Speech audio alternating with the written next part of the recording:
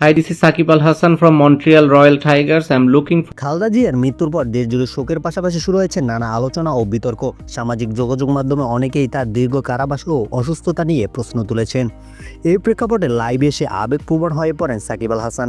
তিনি বলেন তিনি কোনো রাজনীতির পক্ষে নন, তবে একজন মানুষ হিসাবে এই মৃত্যু তাকে গভীরভাবে কষ্ট দিয়েছে।